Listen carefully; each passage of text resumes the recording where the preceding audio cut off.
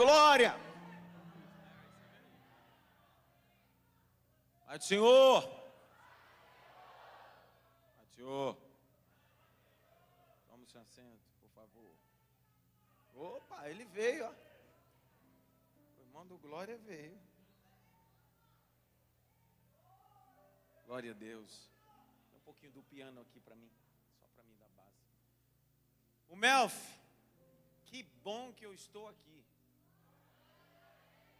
É meu terceiro ano.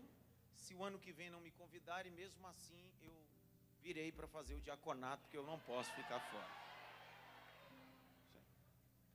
Não tem jeito. Pastor Massivon, pastor Ana Mirtz, esse casal que preside esta igreja aqui na cidade, que sempre me recebe com tanto carinho e respeito. Minha palavra de gratidão por revê-los, servi-los. Obrigado. Pastor Lucas, meu amigo, Deus abençoe você. Eu estendo meus agradecimentos ao pastor Lucas e a toda a diretoria, a todos os líderes de toda a UMELF. Deus seja louvado por isso. Barruli, bom revê-lo, né? Deus te abençoe. Eu já tive algumas vezes na África e eu tenho uma base em Moçambique. E eu sou amante do culto moçambicano, africano. E existe uma palavra moçambicana que eles dizem sempre quando vão aos cultos: Kanimambo. Kanimambo Yeshua Kanaka. Significa muito obrigado, Jesus. O período de oferta em Moçambique demora quase 1 hora. Não tem muito dinheiro na mão. Enquanto eles vêm para o momento da ofertório, vêm dançando e cantando Kanimambo, Kanimambo, Yeshua Kanaka. Porque eles entendem que a adoração não é performance, a adoração é entrega. Muito bom. Pastor Brenner, meu amigo, Deus te abençoe. Obrigado. Eu quero te convidar a abrir a Bíblia comigo. O texto é de Mateus, o capítulo é 8. A doutora Karine está aqui. A doutora Karine está emprestada lá para a cidade de Maf, em São Paulo. Fica de olho nela. A doutora Karine está em São Paulo, residindo em São Paulo, e está temporariamente emprestada para a nossa igreja lá. Não sei se volta, não. Capítulo 8, verso 1 até o verso 4. Podem se assentar, eu sei que é um hábito, mas eu prego muito diferente. Eu vou pedir para que vocês, ao contrário, ao invés de ficar em pé para ler o texto, deixe o texto aberto em todo o período que eu pregar. Digam amém. Então não feche a Bíblia em momento algum. Se é um texto impresso, se é no smartphone, não me importa. Eu só preciso que você deixe o texto na sua face, para que a gente possa bater o bolo juntos e desfrutar dessa massa que é a palavra de Deus. Amém? Capítulo 8, verso 1, o texto diz assim: E descendo ele do monte,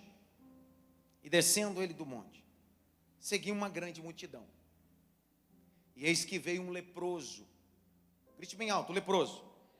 Mais alto, leproso. Quem é que descia do monte? Jesus. Ele desce e uma grande multidão vem ter com ele. O melhor de tudo, nessa multidão um leproso decide estar. Olha o verso de número 2. E adorou, dizendo: Senhor, se quiseres, pode me tornar limpo. Pode me tornar limpo. Grite bem alto, limpo. Direitinho. Diga limpo. Dá uma olhadinha pelo menos para três assim, limpinho para Jesus, tá? Isso. Olha a continuação do texto, verso de número 3. Jesus, pois, estendendo a mão, o tocou, dizendo: quero.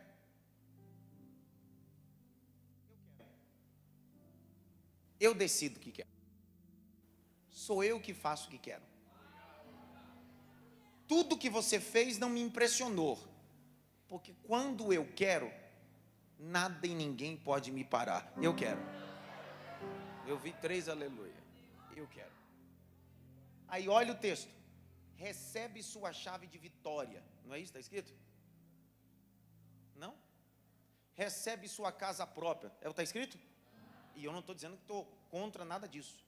Só que Jesus está entregando a coisa mais importante que esse homem precisa: ser limpo. Você pode ter uma casa boa, mas ser sujo. Você pode andar numa Lamborghini, mas ser sujo. Eu não estou falando só de sujo literal, mas de sujo espiritual. Jesus está dizendo: antes de eu te dar coisas, eu vou limpar você. Eu vi um glória de novo. Antes de eu te dar coisas, eu vou limpar você totalmente com o meu sangue. Eu vou pregar no tema, tá? Então, olha o texto. Jesus, pois, estendendo a mão, tocou, dizendo: quero ser limpo. E no mesmo instante ficou o quê? Do quê? Grite bem alto: da sua lepra. Tem coisas na nossa vida que não é nossa, mas a gente já se acostumou tanto que já passou a ser nossa. Minha dor de cabeça, meu pecado, meu problema, minha dívida. Mas Jesus veio para dizer bem assim: tudo que é de ruim, que você tomou posse, eu vim para quebrar todo principado e toda potestade. Eu sou o Senhor. Olha o texto, a continuação. Projete para mim novamente, por favor. Verso 4. 8:4.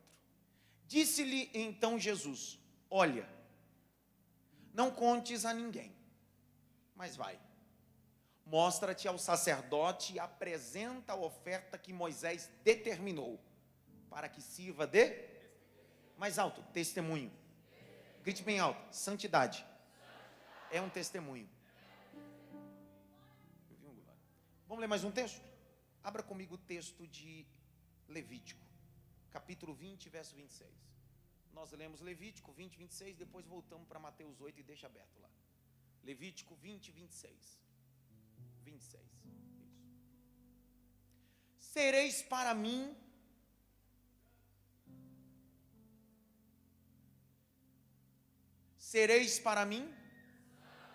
por quê?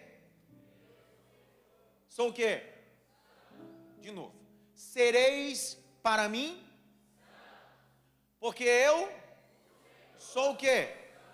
E aí olha a continuação: vos separarei. Eu te separei dos povos, para serdes meu. Quem é santo é propriedade exclusiva de Deus. Olhe para cá. Permita com você, rápido, pensar sobre santidade, santificação. Um dos temas mais complexos para ministrar. Até porque algumas pessoas confundem santificação com um processo de meritocracia. Santificação não é um conjunto de meritocracias humanas, denominacionais, ou um conjunto de regras dogmáticas. É muito mais do que isso. Algumas pessoas acreditam que a partir do seu esforço religioso, ele consegue ser santo ou santificado. É verdade. Algumas pessoas entregam um pacote religioso, mas não entregam um pacote da graça. Porque no pacote da graça ninguém é santificado que não seja pelo sangue de outrem, e não é de qualquer um, é o sangue de Jesus Cristo. A santificação está correlacionada à matéria que nós chamamos de salvação, a doutrina da salvação. Só é salvo quem é santificado. Só que para ser santificado precisa ser justificado, e para ser justificado precisa ser regenerado. Significa que nós estamos num pacote processual, que é muito mais do que liturgia de culto, é um encontro com esse Cristo que vai nos fazer nascer de novo. O primeiro concílio da igreja está em Atos capítulo 15, quando a igreja está vivendo conflitos doutrinários, dogmáticos e teológicos, até porque a igreja estava nascendo ali. No capítulo 15 de Atos Apóstolos, está entremetido dentro da igreja um grupo de pessoas que ainda guardam a lei. O texto vai dizer que era uma seita dos fariseus. Pseudamente estavam dizendo que estavam convertidos, mas não estavam. Capítulo 15, verso 2 diz que eles levantam uma bandeira no meio da igreja, dizendo: o negócio é o seguinte, alguém para ser salvo precisa ser circuncidado. Eles estão usando o mérito cerimonial da mitzvot, do decálogo mosaico, como sinônimo de salvação. E a igreja ouve aquilo e acha estranho. Porque antes de Cristo, qualquer indivíduo que quisesse ter o contato com Deus, precisava guardar um pacote cerimonial. Só que depois de Cristo, Cristo abre o véu e disse: o seu cerimonial não te dá acesso, o que te dá acesso ao Pai Celestial é através do meu nome, Jesus Cristo. Quando a igreja ouve isso, no capítulo 15, convoca o primeiro concílio doutrinário, ético e teológico. Por quê? Eles dizem: ei, a salvação não vem a partir do indivíduo que faz a circuncisão. A circuncisão foi algo inserido a partir de Abraão. Só que ela veio se tornar base de salvação, principalmente nos textos de Devarim, Deuteronômio e Levítico. Todo jovem, todo menino, toda a criança do sexo masculino, ao 8º dia de nascimento, deveria receber a circuncisão. Era um pequeno corte no seu órgão genital. Aquilo era uma marca.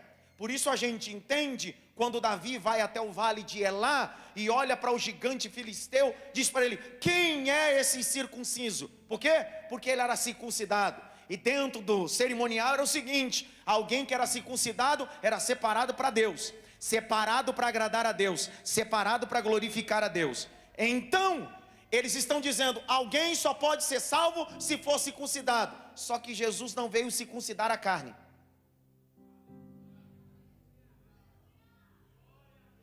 A circuncisão da carne, segundo o cerimonial, era papel de um sacerdote. Só que quem circunda a alma é só Jesus Cristo através do seu Espírito. A religiosidade tem a capacidade de circuncidar um indivíduo por fora, mas só Jesus Cristo tem a capacidade de circuncidar um indivíduo por dentro. Quem era pobre espiritualmente, agora é rico espiritualmente. Quem era miserável, agora está enriquecido debaixo da misericórdia do Senhor. Há um conflito. O texto vai nos narrar sobre o princípio de santificação. Santificação é uma base. Tanto que a espinha dorsal do texto de Vaikra, Levítico, que você leu comigo, com 27 capítulos, é santidade a tudo e a todos. Um dos mais brilhantes teólogos, chamado Dr. Carson, um teólogo nascido em Montreal, no Canadá, disse: santidade é alguém que se aproxima de Deus e começa a adquirir as características ou os caráteres de Deus em sua vida. É simples. Quando você anda com um profano, se torna profano. Agora, quando você anda com um santo, começa a ter a característica desse santo. Ei, eu não estou falando de perfeição, eu estou falando de característica. Vou de novo. Ninguém aqui é perfeito, mas uma vez que você se aproxima desse Cristo, caminha com esse Cristo, você começa a adquirir característica desse Cristo, até quando você peca. Vou de novo. A Bíblia diz que quando Pedro negou Jesus, ele está sentado num pátio e alguém lhe indaga, diz bem assim: você é um dos discípulos dele. Ele disse: eu? Não sou eu não. Alguém olhou para ele e disse assim: é você sim. Você se parece com ele, você fala como ele. Dr. Bailey, um dos teólogos norte-americanos, ele vai dizer que você se torna aquilo que você adora. Ei, escute, você se torna aquilo que você adora. Então adoração não é performance, adoração é estilo de vida de adorar aquele que é santo para atrair sua santidade. Será que tem alguém aqui comigo ou não? Quando o salmista diz no Salmo de número 103, o terrilindo Salmo de número 103, ele diz: bendiz, ó minha alma, ao Senhor. A alma é o centro das emoções. Se tem uma coisa que não pode faltar no nosso culto, é a alma. A gente é emotivo. A alma é o centro das nossas emoções. Só que ele continua dizendo: a adoração perfeita, a santidade perfeita, não vem a partir da emoção. Ele diz assim: bendiz, ó minha alma, ao Senhor, e tudo que há em mim, bendiga o seu nome santo.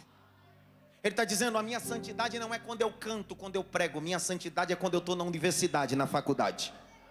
Quando eu não tenho um microfone, quando eu não tenho a camiseta do congresso, mas alguém olha e diz bem assim: quem é aquele que é diferente? Quem é aquela que é diferente? A presença de Deus está sobre ela. Levante as suas mãos para o alto. Queria um baterista que pregasse comigo. Levante suas duas mãos para o alto. Feche os dois olhos. E eu queria profetizar essa mensagem não só na Catedral de Formosa, mas em todas as filiais e aonde essa mensagem está alcançando. Deus vai levantar uma geração santificada pelo sangue de Jesus. Não uma geração que só canta, não uma geração que só toca, não uma geração que só prega, mas uma geração que entendeu que o seu propósito é ser sal da terra e luz do mundo.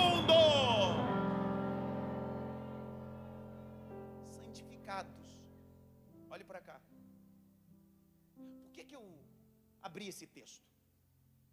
Por que eu estou te convidando a debruçar esse texto? É um casamento do nosso tema. Santificados. Santo. Santificação. O texto diz que o narrador do texto é Mateus.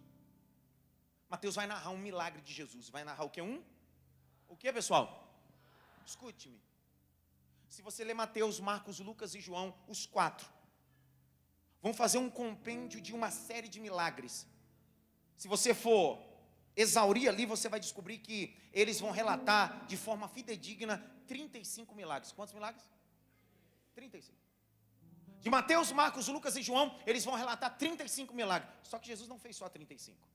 O próprio texto de João disse que se fosse escrever tudo que Jesus fez, não caberia aqui. Então, por quê?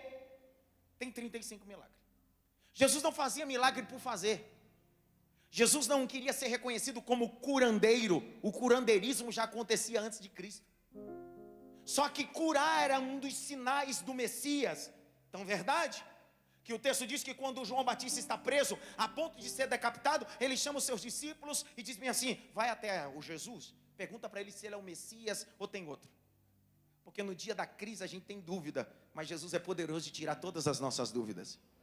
Quando os discípulos abordaram a Jesus, disse assim: João Batista está preso a ponto de ser decapitado. Ele mandou perguntar: tu és o Cristo? Jesus disse: diz para ele que o cego tem visto, o mudo tem falado, o coxo tem andado. Só que isso não define o que Jesus veio fazer. Por quê? Porque antes de Jesus já tem maravilhas acontecendo, sinais acontecendo, milagres acontecendo, até através de profetas. Pessoas já se ressuscitaram através de profetas. Então Jesus não veio para isso, veio para um propósito maior. Mateus capítulo 1, verso 21 diz: um filho vos nasceu. E o princípio de tudo que está lá, Mateus 1, 21, ele veio para salvar aqueles que estavam em pecados. Olhe para cá. O único que pode salvar de pecado é Jesus Cristo. Vou de novo. O único que pode salvar de pecados é Jesus Cristo. Vou mais uma vez. O único que pode salvar o homem do pecado é Jesus Cristo. E isso irritava os religiosos. Porque os religiosos vendiam perdão. Os religiosos vendiam uma santificação. Jesus veio me entregar dizendo: não precisa pagar, eu pago. Não precisa pagar, eu pago no seu lugar. Então, verdade que um dia Jesus está em Cafarnaum e um coxo está do lado de fora, e dentro da casa não tem só necessitado, tem fariseus, tem escribas, tem saduceus. Igreja é um ambiente só para gente que quer Jesus. Tem gente que está aqui e não sabe nem o que quer.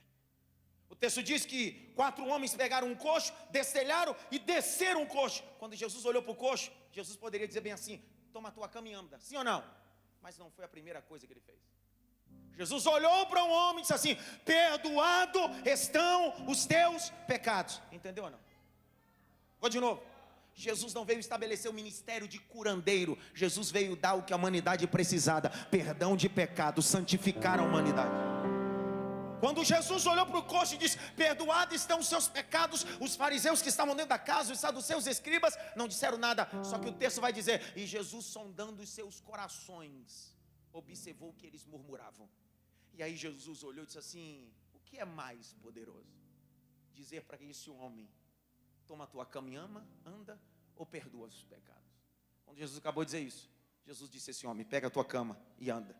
O homem entrou pelo telhado, saiu pela porta. Não saiu só andando, mas saiu santificado.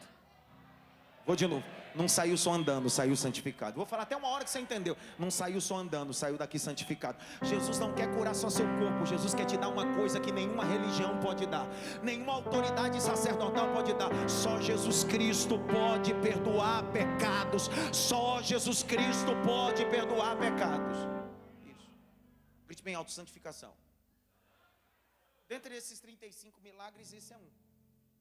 Se Jesus não opera milagre por operar, todo milagre que ele opera tem uma finalidade. Nós chamamos isso de lição pedagógica e andragógica. Não é só curar, é curar para estabelecer um ensinamento.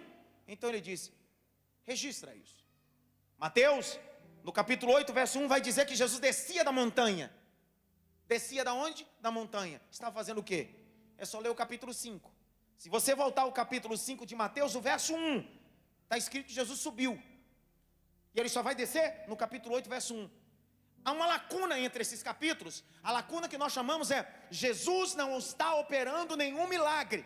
Dizendo na perspectiva física, não tem nenhum coxo andando, não tem nenhum cego enxergando. Só que Jesus está estabelecendo aquilo que nós chamamos da maior ensinamento da santificação. Capítulo 5, Jesus vai começar a pregar o sermão da Beatitude, ou da bem-aventurança. É o maior sermão de Jesus. Jesus está dizendo: quem não entende sobre santificação não pode viver a santificação.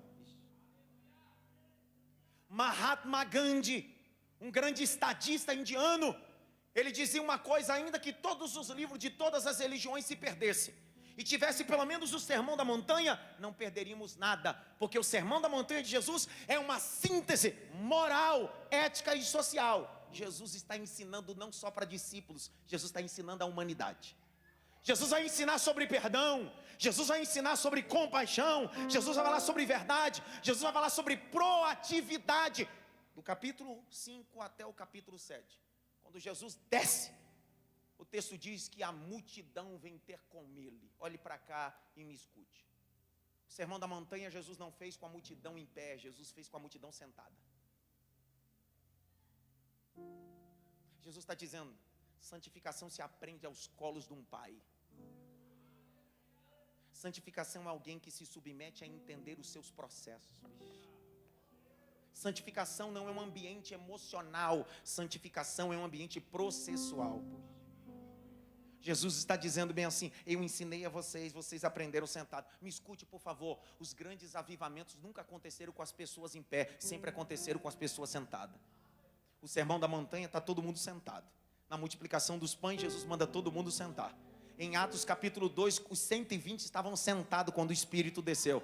E como é que a gente está aqui essa tarde? A gente está tudo sentadinho, pronto para ouvir o que o Espírito Santo tem para nós. Estamos prontos para viver o maior avivamento nesses últimos tempos. Grite bem alto: Jesus. Mais alto: Jesus. Desceu. Quando Jesus desce, essa multidão vai o seguir. Agora olhe o verso 2, olhe para o texto. Eis que vem um leproso. Aí tem um problema. Grite bem alto: leproso. Escute-me. Leproso não era alguém perfeito. Na verdade, o leproso era um problema. Grite bem alto: um problema. Na cultura judaica, um problemaço. Algumas coisas a gente precisa entender na perspectiva desse contexto, ou desse conceito lepra. Até porque, em 1995, da nossa era, essa expressão lepra foi estabelecida como desuso. Agora não se usa mais lepra, é hanseníades. Mas a lepra, dentro do contexto aí, era muito mais do que uma doença. Era um sinal de julgamento de Deus. Grite bem alto: julgamento de Deus. Mais alto: julgamento de Deus. O texto de Levítico diz que a lepra era colocada como sinal de rebeldia. Alguém que estava fora do propósito. Se santificação era separar para Deus, lepra é para afastar-se de Deus. Se santificar é alguém que é abraçado por Deus, lepra é alguém que está sendo afastado do propósito de Deus. Culturalmente, um problema. O texto de Levítico, capítulo 13, 14, vai dizer que a lepra era algo que dava no maior órgão do corpo humano. Você conhece muito bem, você aprendeu na 5ª série, as 3 camadas mais importantes da pele e o maior órgão do corpo humano. A lepra era literalmente estabelecida, embutida no ser e manifestada. Então olhe para cá. Os estudiosos vão dizer que a lepra como doença é um bacilo que fica dentro do corpo, adormecido, até uma hora que ela se manifesta. Então é possível alguém essa manhã, essa tarde, estar com um bacilo da lepra e nem sabe. Por quê? A lepra não se manifesta da noite para o dia. A lepra fica adormecida até o momento que o bacilo se manifesta e afeta a pele. E por que eu estou falando da lepra? Na perspectiva de santificação, é porque todos nós aqui temos uma lepra ou um bacilo chamado pecado. Pecados que estão dentro de nós, pecados que estão amortecidos ou adormecidos. Segundo o texto de Gálatas capítulo 5, diz que as obras da carne são manifestas. Só se manifesta aquilo que estava dentro. As obras da carne são colocadas, elas são manifestas. Então olhe para cá, todos nós aqui temos bacilos. Não se sinta a pessoa mais especial. Todos nós temos bacilo. Qual é a diferença nossa para aquele que está no mundo? Simples. Nós decidimos sacrificar a carne. Colocar a carne em servidão. Vou de novo. Dizer: carne, você não tem autoridade, você não vai se manifestar. O que vai se manifestar é o fruto do Espírito Santo de Deus. Escute, abri um parênteses para você entender isso. João capítulo 8, Jesus está escrevendo na areia. Escrevendo aonde? Aonde, pessoal? É trazido uma mulher em ato de adultério. Ela foi pega, grite bem alto, foi pega. Jesus olhou aquela situação e disse bem assim: aquele que não tiver nenhum pecado, atire a primeira. O que Jesus está dizendo? Qual a diferença dessa mulher adúltera para vocês que estão com pedra na mão? A diferença é única. O dela já se manifestou, o de vocês ainda está oculto. Então tome cuidado quando você criticar um bacilo que virou lepra, quando você pode ser o próximo leproso. Deu problema aqui agora. Por isso que o apóstolo Paulo diz: aquele que está de pé, ele está dizendo: cuidado, hein, o bacilo está aí. E um dos bacilos chamado é a soberba e a prepotência. Então agarra-se na misericórdia de Deus, porque Ele é o único que pode lhe dar força e bondade. Pegue na mão de alguém e diga para ele assim: você está em Cristo. Você está em Cristo. Você está em Cristo. É engraçado quando a gente entende isso. A gente compreende, já vou terminar. A gente compreende que esse camarada chegou até Jesus em um contexto que ele deveria ficar afastado. Grite bem alto: afastado. Ei, um leproso não poderia estar inserido na sociedade. Não podia. Segundo o Levítico, diz que o leproso deveria ficar fora da aldeia. Fora da onde? O pecado nos afasta das pessoas e de Deus. Só que esse camarada, eu não sei porquê, a Bíblia não diz, mas eu posso fazer essa conjectura. Alguns estudiosos vão dizer que possivelmente o lugar da impureza ficava detrás desse monte. Alguns estudiosos vão corroborar geograficamente que é possível que esse homem tenha ouvido a mensagem que Cristo está pregando do capítulo 5 até o capítulo 7. E o que fez esse camarada correr o risco de ser apedrejado e ser morto, porque alguém que se intrometia na sociedade, sendo leproso, corria o risco de morrer. Esse camarada, ouvindo isso, decidiu se encontrar com aquele que é maravilhoso, é conselheiro, é Deus forte, é Pai da eternidade, é príncipe da paz. Esse camarada está correndo o risco, grite bem alto: correr o risco. E quando ele corre o risco, ele vai ao encontro de Jesus. Quando ele vai ao encontro de Jesus, olha o capítulo de número 8. O texto diz que ele se prostra e adora. Olha para cá. Ele não está pegando a adoração como moeda de troca. Ele está dizendo que a adoração é reconhecimento daquele que ele é. Vou de novo. Esse camarada não está comprando Jesus com adoração. Ele está reconhecendo Jesus quem ele é, todo poderoso. Só pode ser santificado quem entende que o Deus da história não sou eu, é Ele. Poxa. Irmão, nada do que eu faço pode me dar alguma coisa, é tudo Ele que faz. Esse camarada se prostra e adora. A palavra adoração aí que está no teu texto é prosquineu, é prostrar e beijar. Esse camarada se envolve com um ato físico e sentimento. Ele está dizendo para Jesus nas entrelinhas: estou leproso, estou afastado, mas eu continuo tendo adoração. Eu vi o meu Deus hoje. A condição que você vive não define a adoração que você tem.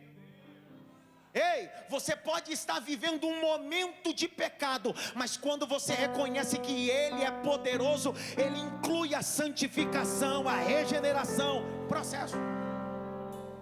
Aí alguém me pergunta, outro dia no seminário, dizendo assim: por que Adão entrou no jardim depois do pecado? Porque Deus era o único que poderia vestir um homem nu. Mesmo pecando, ele decidiu entrar no jardim. Sabe por que algumas pessoas não entram mais no jardim? Porque já acostumaram viver a sua vida moral pelados. Olha para cá. Mesmo pecando, eu preciso entrar nesse jardim que pode me cobrir. Vou de novo. Mesmo errando, existe um Deus dentro desse jardim que tem o poder de me santificar, me cobrir de todos os meus pecados. Esse camarada se prostra e adora. Grite bem alto: adoração. Mais alto: adoração. Ei, a adoração não é moeda de troca. Eu preciso frisar isso, eu preciso maximizar isso. A adoração não é moeda de troca. E é por isso que esse leproso está adorando. A adoração não vem de perfeitos. A adoração vem de gente imperfeita que reconheceu o perfeito. Vocês sabem disso, eu fui criado na igreja, eu nunca bebi, nunca fumei, eu casei virgem. Então eu me lembro que a primeira vez que eu subi no monte para orar com as irmãs do Replepleu do Canaçúbria, elas colocaram a gente no pé da montanha do monte, e antes de subir a montanha, elas deram um pavor na gente. A gente tinha 14, 13 anos, assim, se subir em pecado, Deus mata. É bom confessar todos os pecados, porque às vezes são uns fogo e pode queimar vocês. Uma serpente pode picar. Menino, eu confessei pecado até que eu não tinha. Eu fui crescendo e descobri que o monte não é ambiente para perfeito, é para pecador arrependido. Era o contrário. Se tem alguém aqui pecador, o teu lugar é a presença do Senhor. Não importa se seja no monte, se seja no vale, seja no quarto, seja na igreja. O importante é que o Deus de justificação está aqui nessa tarde para nos abençoar. Se adoração não é moeda de troca, eu preciso reconhecer esse Cristo Todo-Poderoso. Base no quê? Em 3 camaradas: Misael, Ananias e Azarias, Sadraque, Mesaque e Abednego. Quando eles estão introduzidos nessa Babilônia, eles sabem o que é santificação. Santificação é adorar aquele que é santo e através da sua santidade se manifesta em mim. Porque se ele é santo, eu me torno santo.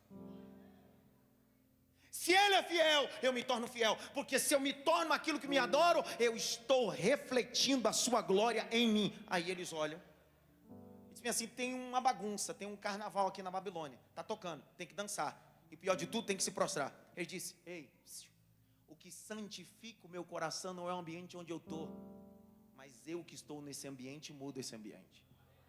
Você conhece a história? O rei disse assim: eu vou aquecer a fornalha 7 vezes mais. E eu gosto dessa expressão porque eles entendem o que é santificação e o que é adoração. Eles olham para o rei e dizem assim: rei, não precisa perder tempo em aquecer nada não. A gente não se prostra não. Por quê? O nosso Deus a quem adoramos tem o poder de nos livrar dessa fornalha. Mas se Ele não nos livrar, continuaremos a adorar a Ele. Vou de novo. Esses 3 malucos estão dizendo: adoração para nós não é moeda de troca, é reconhecimento daquele que é poderoso e maravilhoso. Ei, o único que troca adoração por coisas é o diabo. Lucas capítulo 4, o diabo aparece a Jesus assim: se você se prostrar e me adorar, eu te darei tudo. Adoração não é moeda de troca, é reconhecimento. Por isso que Mateus capítulo 8, verso de número 2, está dizendo: e um leproso adorou. Agora olhe para cá. Adoração é quando você entrega o controle da sua vida na mão daquele que está sendo adorado. Vou de novo. Adoração é quando você diz bem assim: eu perdi o controle, assumo o controle para mim. Abre o texto, olha para o texto. Veja se não é isso que ele está dizendo. O texto diz: e adorando disse: se o Senhor quiser. Olha para cá. A tua adoração não exige nada do céu. Vou de novo. A tua adoração não exige nada do céu. Não é porque você passou o dia todo aqui adorando, não é que você vai passar o carnaval todo aqui adorando, que quando acabar esse período de adoração, você vai dizer: Deus, o Senhor precisa fazer, porque eu deixei de estar no carnaval para estar na tua presença. Esse homem está dizendo: eu não adoro para exigir, eu adoro para entender que é a tua vontade que se manifesta, é o teu querer que se manifesta, é o teu querer. Ei, uma das teologias norte-americanas que foram trazidas para o nosso berço na década de 90, teologia de T.L. Osborne, de Kennedy Hagin e outros, Rebecca Brown, é o seguinte: determina que Deus faz, declara que Deus faz, fala que Deus faz. Esse leproso está dizendo: quem sou eu para determinar alguma coisa? Quem sou eu para declarar alguma coisa? Se o Senhor quiser, faça. Se o Senhor não quiser, eu continuo adorando. Eu vou agora até a hora que você der glória a Deus. Se o Senhor quiser, eu adoro. Se o Senhor não quiser, eu continuo adorando. Porque eu não adoro pela porta aberta, eu adoro o Senhor. Eu não adoro o carro, eu adoro o Senhor. Eu adoro a cura, eu adoro o Senhor. Eu sou adorador. Santificação. Pare de mandar naquilo que você não tem autoridade. A gente tem uma mania de querer mandar em tudo. Tem gente querendo mandar em anjo. Outro dia eu fui num culto, pastor Massivon, e um dos pregadores antes de mim estava dizendo bem assim: anjos, venham nesta casa e comecem a tocar pessoas. Eu fico imaginando, pastor Igor, fico imaginando Deus no trono, bem assim: você quer mandar nos anjos? Anjo? Se tu não consegue mandar no teu pré-adolescente que tem 14, você quer mandar em anjo?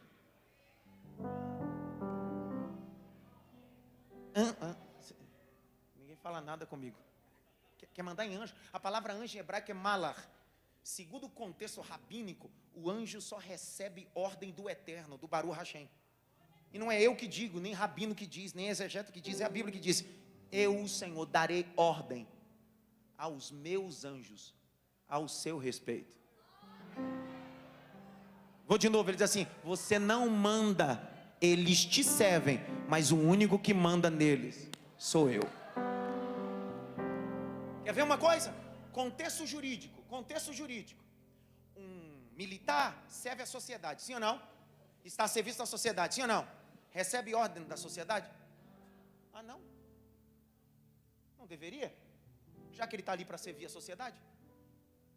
Um soldado só recebe ordem do comandante, ou de uma patente maior, mesmo que ele esteja em serviço para a sociedade, servir a sociedade, mas ele só obedece patente alta. Entenderam nada?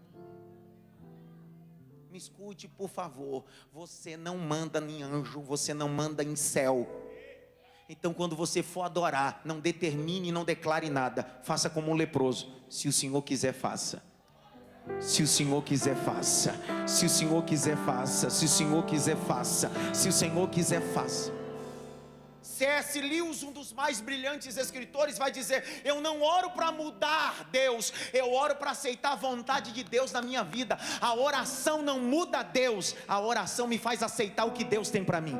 Por isso que Jesus ensinou o Pai Nosso assim: que seja feita a tua vontade. Grite bem alto.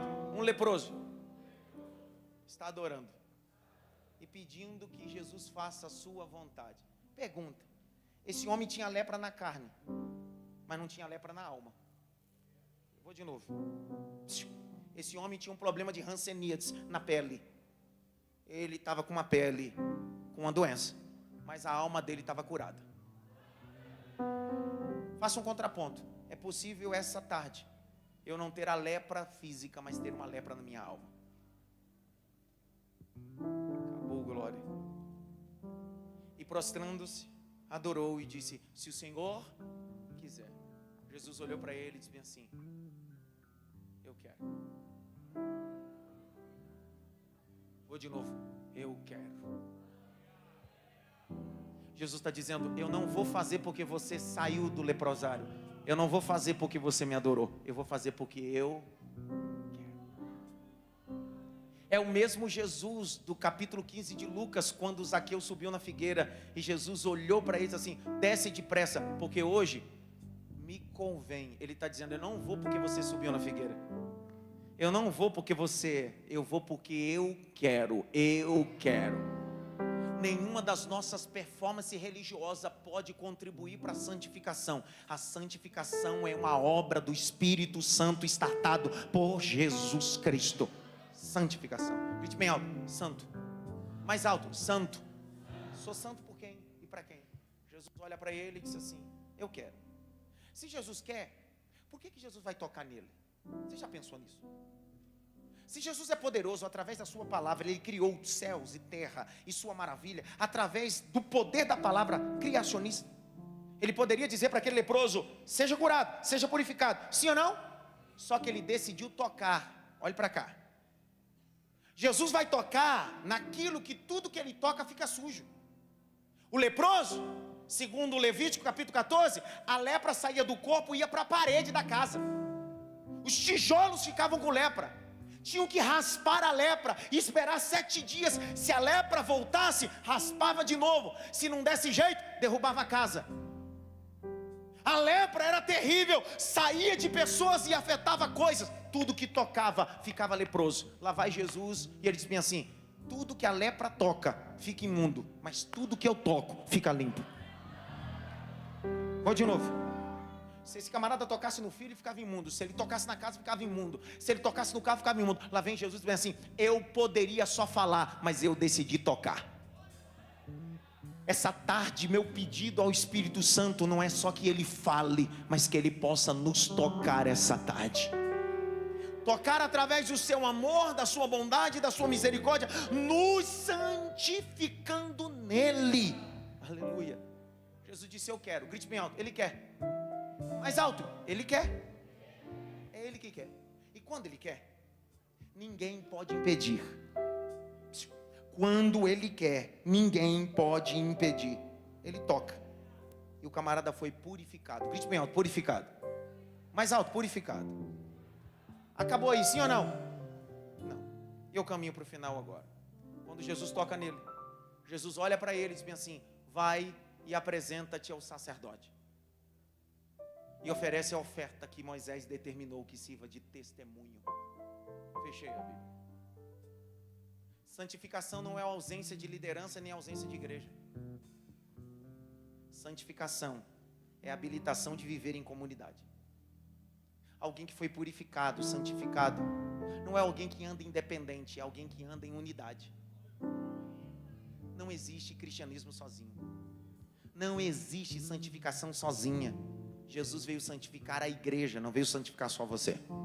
Você não é a igreja, você faz parte da igreja. Você não é a noiva, você faz parte da noiva. A igreja é um corpo, cabeça, tronco e membros. Você não é esse corpo, você faz parte do corpo. E Ele está santificando os membros, Ele está santificando os membros, está santificando o corpo para a glorificação do seu nome. Grite bem alto: santificação. Mais alto: santificação. Santificação não é mérito nosso, é obra divina. Grite bem alto: obra divina. Ser santo é ser separado, é reconhecer aquele que é maravilhoso. Sabe? Termino dizendo a vocês o seguinte: qual é a maior dificuldade que temos hoje de viver uma vida santa? Qual é? Qual é a maior dificuldade? O pecado? Mas se Cristo já foi se manifesto sendo nosso advogado, hoje já nós temos um juiz ou um advogado, Jesus Cristo. Será que é só o pecado? O conhecimento do advogado.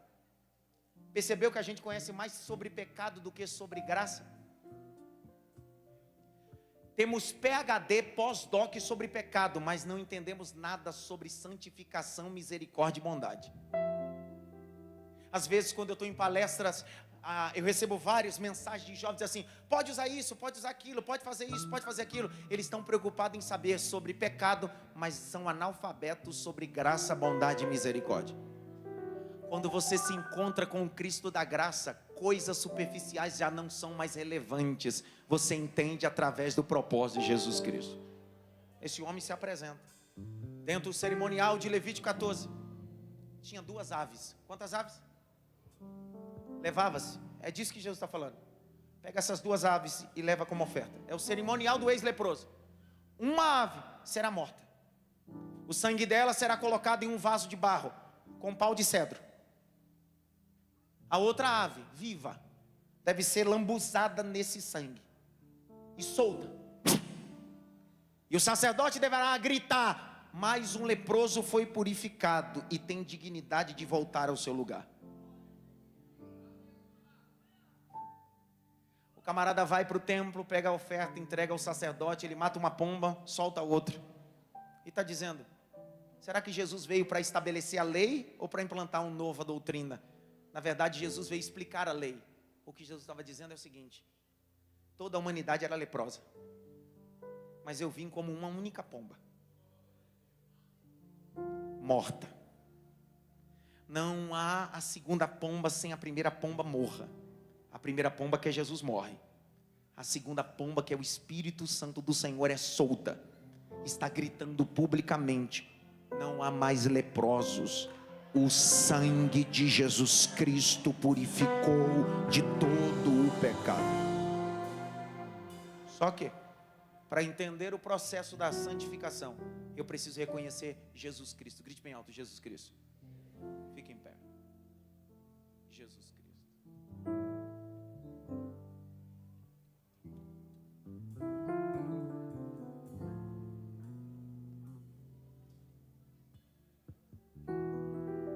Jesus disse: vai para o templo. Vai para onde? Para onde? Alguém que é ex-leproso não perde tempo em outro lugar que não seja o templo. O templo é o endereço dos ex-leprosos. Alguém outro dia, o pastor Brenner perguntou se a igreja está cheia de ex. Sim, porque só poderia frequentar templo quem um dia foi leproso e agora não é mais. Todos nós aqui temos testemunhos. de alguém com deformidades. Pastor, mas o senhor disse que nasceu na igreja. Quem nasce na igreja não nasce santo não, irmão. Outro dia alguém disse assim, o berço, eu nasci no berço evangélico. O berço era evangélico, mas a criança, não. O berço pode ter o selo evangélico, mas a criança é pecadora. E por isso que quando crescer precisa aceitar Jesus e passar pelo processo da santificação através do sangue de Jesus. Olhe para cá. Minha mensagem é essa. Meu sermão é esse. Nós somos santos não por mérito, mas por causa do sangue de Jesus Cristo. Feche os teus olhos. Curve sua cabeça. Feche os teus olhos. Eu oro. Você no templo e fora dele. Ore comigo. O que eu vou dizer é uma coisa pesada, mas você sabe. O verdadeiro evangelho precisa ter peso, não uma levedura só. Às vezes a gente vai vivendo uma vida de leprosos espirituais, uma vida de fornicação, uma vida de mentira, e achando que está tudo bem. Isso é lepra. Isso é lepra. A lepra, uma das coisas que ela tira é a sensibilidade. O indivíduo perde a sensibilidade, vai frequentando e vai fazendo e já não tem mais sensibilidade. Fecha os olhos e me ouça. Essa tarde Deus está dizendo, quero trazer de volta a sua sensibilidade. Sua sensibilidade. Fecha os olhos e ore. Pai, no nome de Jesus, eu quero te dar graça. Te dar graça porque o Senhor é tão bom. Minha oração essa tarde é a oração de um leproso, que reconheço que o Senhor tem poder de purificar os nossos pecados. Meu Pai, estende tuas mãos aqui. Aqui nesse homem pecador. Santifica os meus lábios. Santifica a minha mente. Santifica o meu coração. Nós queremos viver, Senhor, a santidade. E é por isso que em Isaías 6:1 o texto diz, no ano em que morreu rei Uzias, ele morreu com lepra na testa. Eu vi o Senhor assentado sobre um alto e sublime trono, e o seu séquito enchia o templo. Havia acima dele serafins, com duas cobriu os seus ossos, com duas cobriu os seus pés, e com duas voavam. E clamavam uns para os outros, dizendo, Ele é santo, Ele é santo, Ele é santo e é o Senhor dos exércitos. Eu te abençoo essa tarde, para a glória do nome de Jesus. Amém. Se você puder, dê um abraço pelo menos em 3, diga para ele, você foi purificado da sua lepra, em nome de Jesus.